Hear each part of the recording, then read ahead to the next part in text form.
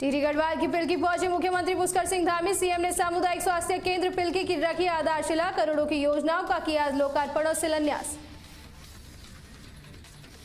ऋषिकेश के सोमेश्वर महादेव मंदिर के पास जमीनी विवाद को लेकर हिंसक झड़प, सूचना पर पहुंची पुलिस ने मामले को किया शांत। साधु संतों ने चेतावनी दे कहा भूमाफियों पर पुलिस ले सख्त एक्शन।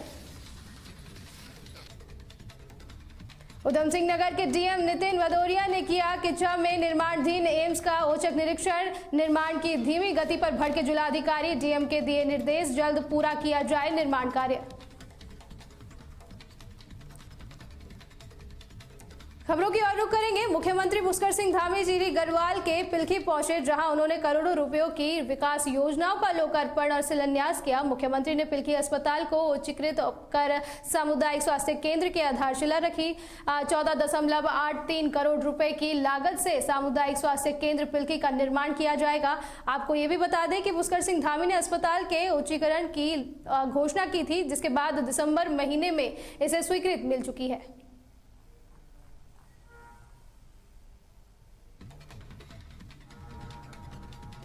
ऋषिकेश के प्रसिद्ध सोमेश्वर महादेव मंदिर के पास उस वक्त हड़कंप मच गया जब मंदिर प्रबंधन और एक स्थानीय परिवार के बीच जमीन के टुकड़े को लेकर हिंसक झड़प हो गई। देखते ही देखते दोनों पक्षों में लाठी डंडे चल गए और पत्थरबाजी तक की नौबत आ गई। सूचना मिलते ही पुलिस ने मौके पर पहुंचकर स्थिति को संभाला और फिलहाल निर्माण कार्य रुकवाकर पैमाइश के निर्देश दिए हैं। विवाद मंदिर के बगल में खाली पड़ी भूमि को लेकर है। मंदिर के महंत रामेश्वर गिरी का आरोप है कि पड़ोसी परिवार मंदिर की जमीन पर अवैध दीवार खड़ी कर कब्जा करने की कोशिश कर रहा है और विरोध करने पर साधुओं पर हमला किया गया। वहीं दूसरे पक्ष के प्रशांत चौहान का दावा है कि रजिस्ट्री के अनुसार ये जमीन उनके हिस्से की है और मंदिर प्रबंधन की नीयत खराब होने के चलते उनके मजदूरों के साथ मारपीट की गई है। पुलिस ने दोनों पक्षों को तहसील प्रशासन से जमीन की नपाई कराने तक शांति बनाए रखने की हिदायत दी है। वहीं इस मामले को लेकर संत समाज ने आपात बैठक कराते हुए भूमाफियों के खिलाफ सख्त कार्रवाई की मांग की है। साथ ही उनका कहना है कि अगर पुलिस सख्त कार्रवाई नहीं करती तो भूमाफियों के खिलाफ संत जन आंदोलन शुरू करेंगे। दरअसल बात ऐसी है, मेरा नाम प्रशांत चौहान है और हमारा ये मंदिर के बगल में घर है और ये जो ज़मीन है ये भी हमारे रजिस्ट्री में ही आ रही है। हमारी यहाँ पहले बाउंड्री हो रखी थी। अभी शिवरात्रि से पहले बिना मुझे बताए, मैं क्योंकि देहरादून में था और बिना किसी को बताए ये बाउंड्री तोड़वा दी थी जेसीबी से महाराज जी ने। उसके बाद फिर ये सारा मसला हुआ और फिर इन पे वाद विवाद हुआ। रजिस्ट्री में हमारी ये जो रोड थी, ये रोड पहले थी नहीं यहाँ पे, तो महाराज जी ने ये रोड छुड़वा रखी थी केस वेस करके, क्योंकि यहाँ मंदिर में आने का पहले कोई और रास्ता था नहीं, तो हमने ये रोड छोड़ रखी थी। अब ये जो महाराज जी हैं वो ये दावा कर रहे हैं कि ये जो ज़मीन का टुकड़ा है जो कि हमारी रजिस्ट्री में आ रहा है, वो ज़मीन का टुकड़ा इनके मंदिर की ज़मीन में आ रहा है और इस वजह से हमने शिवरात्रि ख़त्म होने के बाद इसमें काम करवाने का प्रयास किया था, लेकिन फिर इनकी तरफ से वाद विवाद करके उसे रुकवा दिया गया था और इस चक्कर में यहाँ पे बहुत सारे लोग इनकी तरफ से इकट्ठे करे गए थे और उन सब के द्वारा हाथापाई करने का प्रयास करा गया था, मैं और मेरे छोटे भाई के ऊपर। और वो सारी चीज़ें मोहल्ले वाले भी देख रहे थे, हमारे पास उनकी वीडियो भी पड़ी है सबकी। और ये सारे मारने का प्रयास, 2 लोग 12 लोगों को मारने का प्रयास नहीं करेंगे। वीडियो हमारे पास भी है किस तरीके से सारे के सारे चल रहे हैं। वीडियो वायरल करने को हम भी कर सकते हैं, हमारे पास पूरी का पूरा चिट्ठा पड़ा है इनका।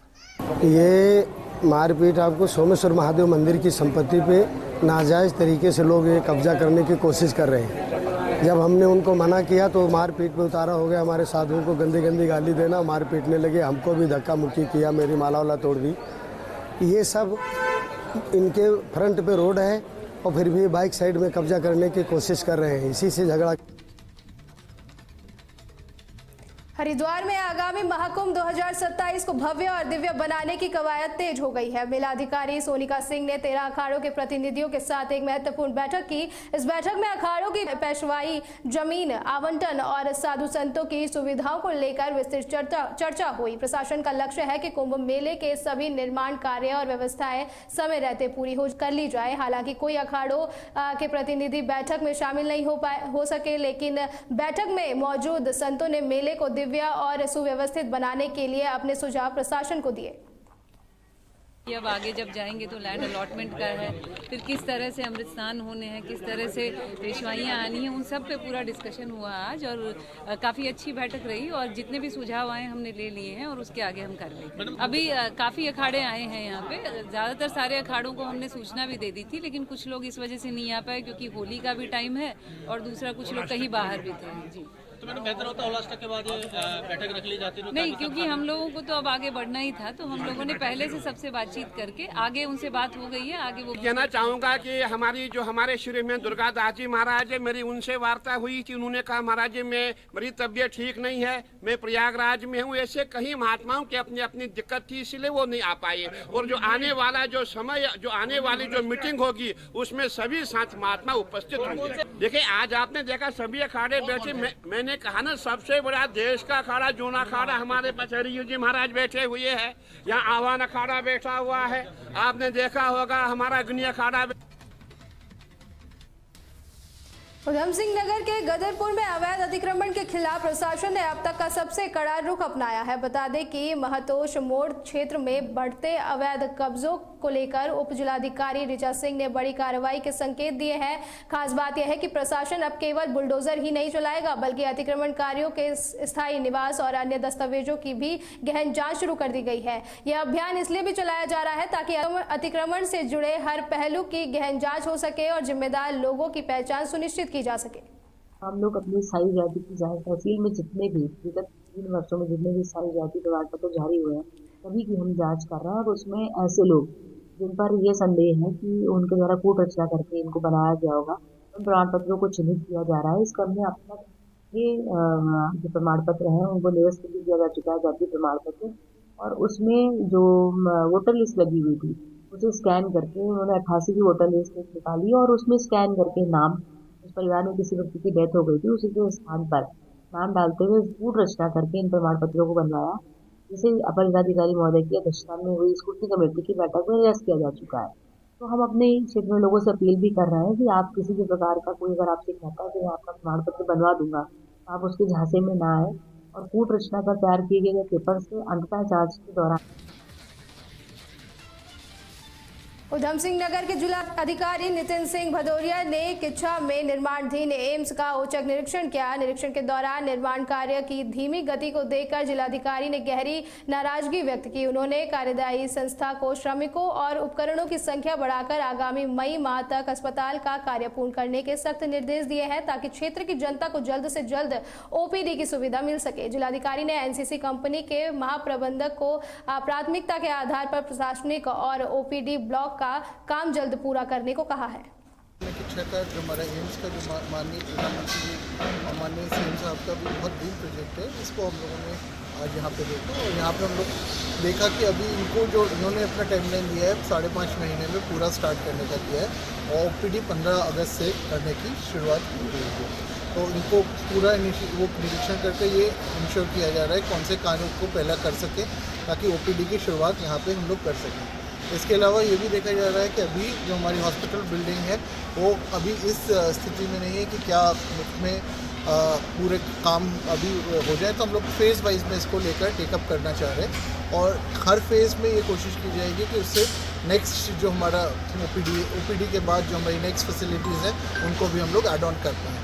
तो हम लोगों ने ये भी देखा है कि जो एंसेलरी बिल्डिंग्स हैं वो लगभग कंप्लीशन पे हैं और जो हमारे नर्सेज और जो रेजिडेंशियल ब्लॉक्स हैं वो भी लगभग कंप्लीशन पे हैं। तो सारा फोकस इनको हॉस्पिटल एडमिनिस्ट्रेशन बिल्डिंग पे पूरा करना है और इसकी पूरी मॉनिटरिंग।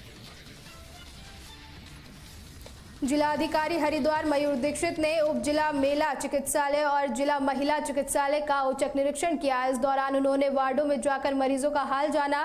निरीक्षण के दौरान जिलाधिकारी ने सफाई व्यवस्था पर विशेष जोर दिया। उन्होंने महिला अस्पताल के सीएमएस को पुराने कंबलों की जगह तुरंत नए कंबल खरीदने के निर्देश दिए। वहीं महिला चिकित्सालय में भर्ती 13 प्रसूता महिलाओं को और कंबल लेबर रूम की स्थिति का जायजा लेते हुए डीएम ने डॉक्टरों को नसीहत दी है कि गर्भवती महिलाओं का उपचार पूरी संवेदनशीलता के साथ किया जाए। उन्होंने खराब वाटर कूलर, सीसीटीवी और साइन बोर्ड को भी तत्काल ठीक करने के आदेश दिए हैं। मुख्यमंत्री जी के निर्देश हैं कि लगातार सभी अस्पतालों का नियमित रूप से निरीक्षण किया जाए और ये देखा जाए, ये सुनिश्चित किया जाए कि हमारे जितने भी मरीज़ हैं उनके साथ जो आने वाले परिवारजन हैं उनको अच्छी सुविधाएं हॉस्पिटल्स में दी जाएँ।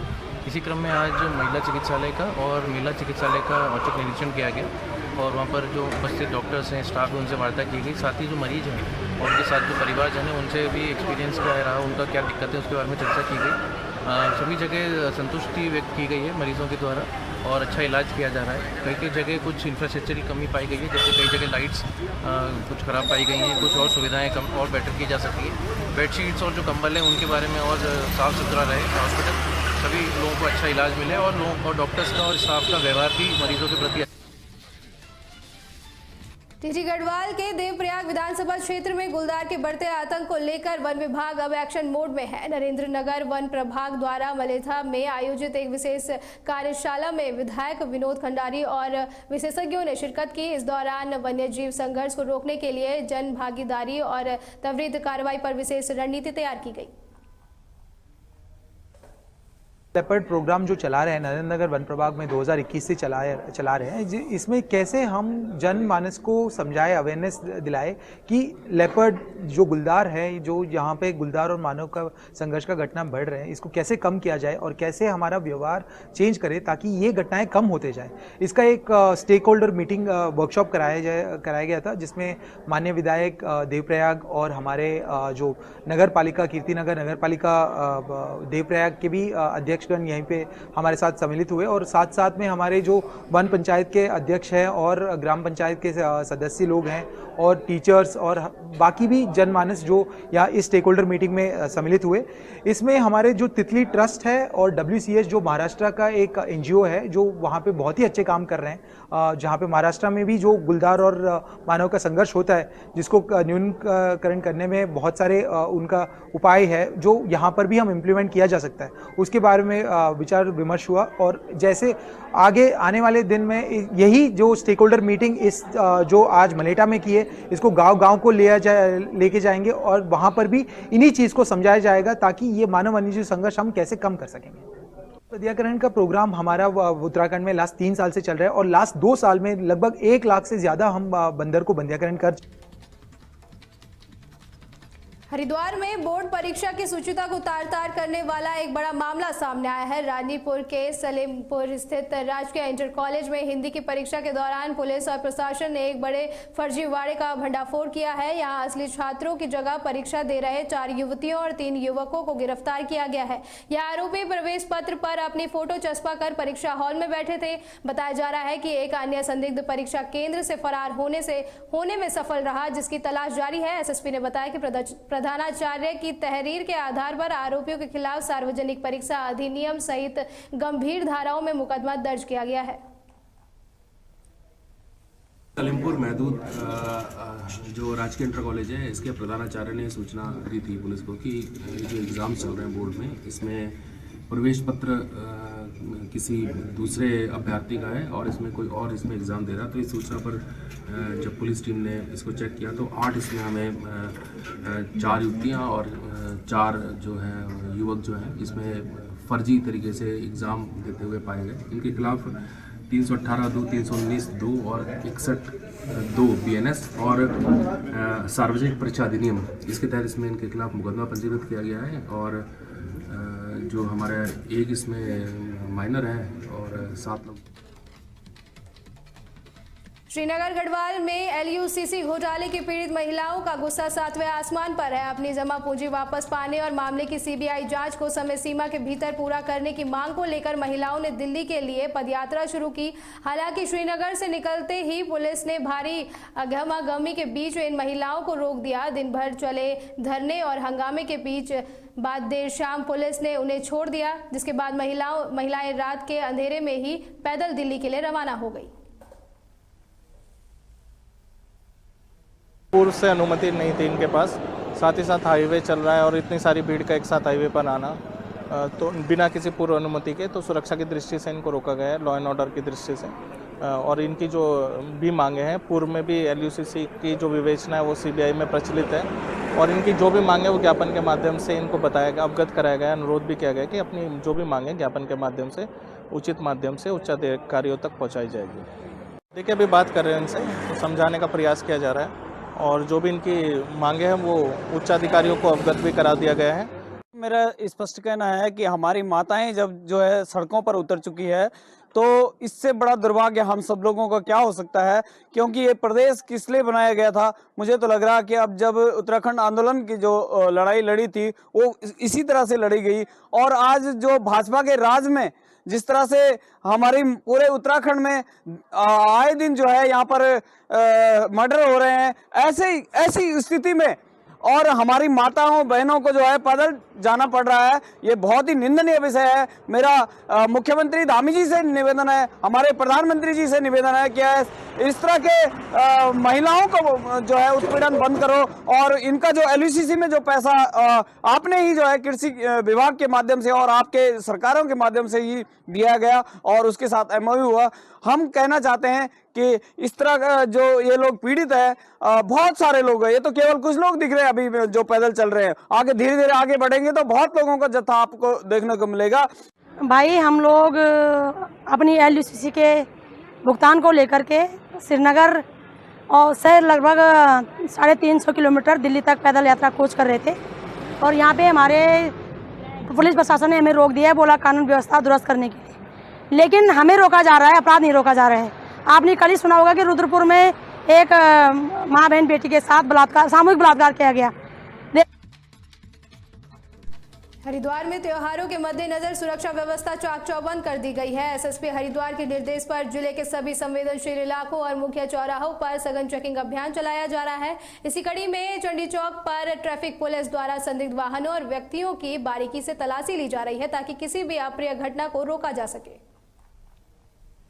आ रहे हैं और सुरक्षा के हिसाब से एलोकोमीटर की चेकिंग और लगातार सुरक्षा के हिसाब से भी और रोड ट्रांसपोर्टेशन के उसके हिसाब से भी सड़क सुरक्षा की दृष्टि के हिसाब से तो ये रूटीन की चेकिंग है, ये लगातार चलती रहेगी ताकि लोग ठीक ठाक सफर तय कर सकें।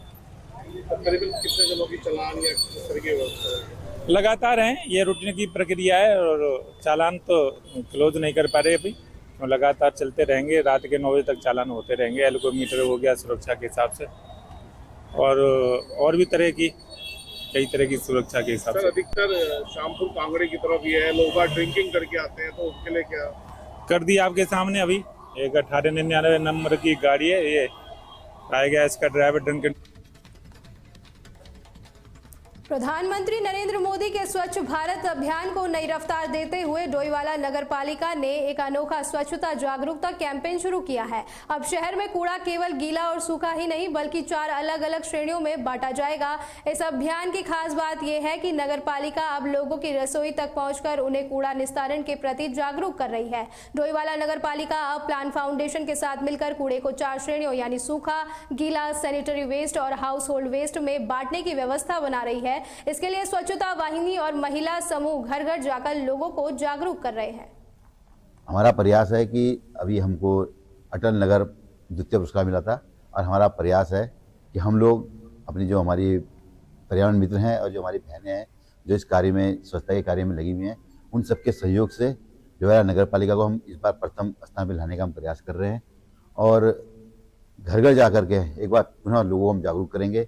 अभी तक तो जो हमारा अभियान था कि सूखा कूड़ा और गीला कूड़ा का, लेकिन अब हम 4 प्रकार का कूड़ा के बारे में लोगों को जानकारी देंगे कि 4 प्रकार का कूड़ा, जैसे सूखा कूड़ा, गीला कूड़ा, सैनिटाइज और एक जो डोमेस्टिक जो ऐसा कूड़ा जो वेस्ट मतलब जो हानिकारक कूड़ा है, तो 4 जगह तो हम लोग उस 4 प्रकार के कूड़े को अलग अलग लोगों को जागरूक करेंगे कि अलग अलग रखें, और नगर पालिका की जो हमारे वाहन आएंगे उसमें अलग अलग उसको दें।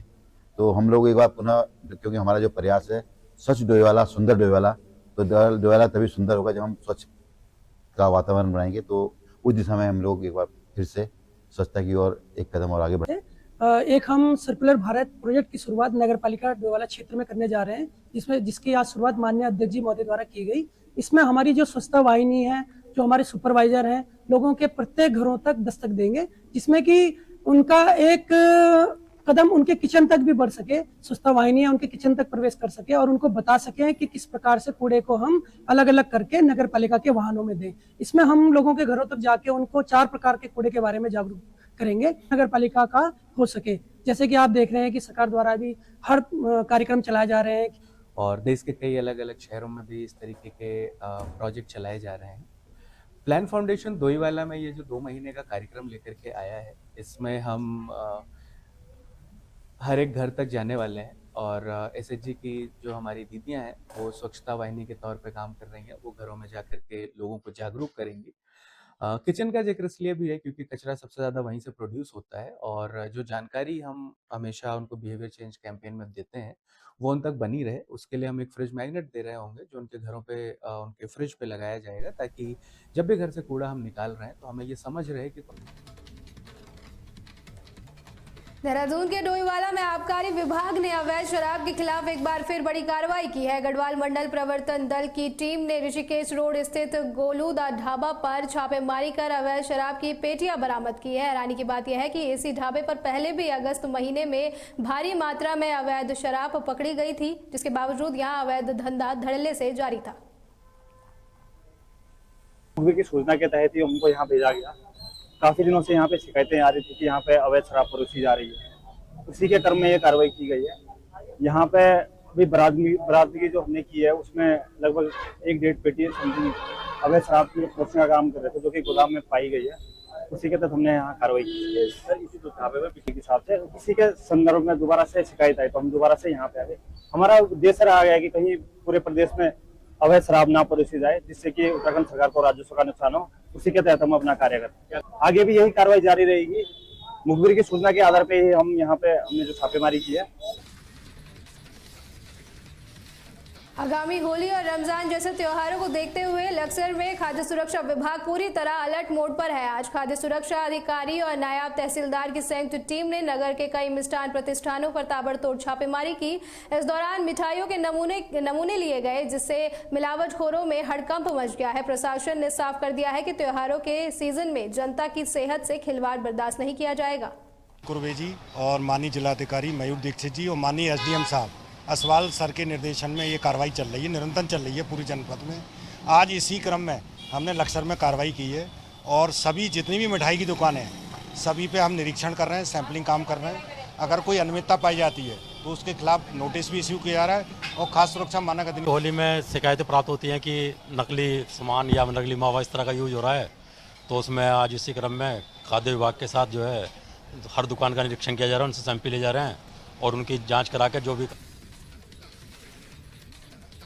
हरिद्वार के लक्सर तहसील अंतर्गत अवधीपुर गांव में सरकारी भूमि पर अवैध कब्जे के खिलाफ प्रशासन ने बड़ी कार्रवाई शुरू कर दी है। हाईकोर्ट के कड़े रुख और आदेश के बाद राजस्व विभाग की टीम ने वन विभाग और ग्राम पंचायत की भूमि को अतिक्रमण मुक्त करने की कवायद तेज कर दी है। वहीं कानूनगो अनिल गुप्ता के नेतृत्व में पहुंची टीम ने विवादित भूमि की पैमाइश का काम शुरू कर दिया है, जिसमें वन विभाग की भी जमीन हमारी है। वन विभाग और प्लस ग्राम समाज दोनों मिलाकर टोटल इतनी जमीन है और आज हमने लगभग 4.5 हेक्टेयर जमीन की पैमाइश कर दी गई है, निशानदेही कर दी गई है।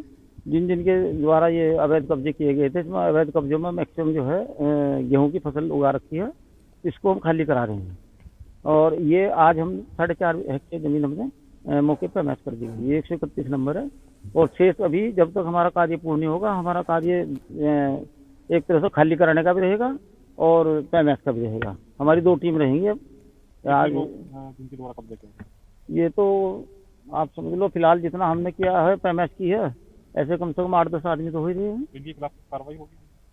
हाँ, फिलहाल तो हम रिपोर्ट देंगे, उसमें जो भी उच्च अधिकारी आदेश देंगे उसके अनुसार की जाएगी। ये माननीय उच्च न्यायालय द्वारा जो हाई कोर्ट के द्वारा जो आदेश पारित हुए थे उसके क्रम में हमारे द्वारा एक कार्रवाई की जा रही है और इसमें श्रीमान उप जिलाधिकारी महोदय एवं तहसीलदार साहब के द्वारा हमारी एक टीम गठित की गई थी, जिसमें वन विभाग है, पुलिस विभाग है और हमारा राजस्व विभाग और चकबंदी विभाग।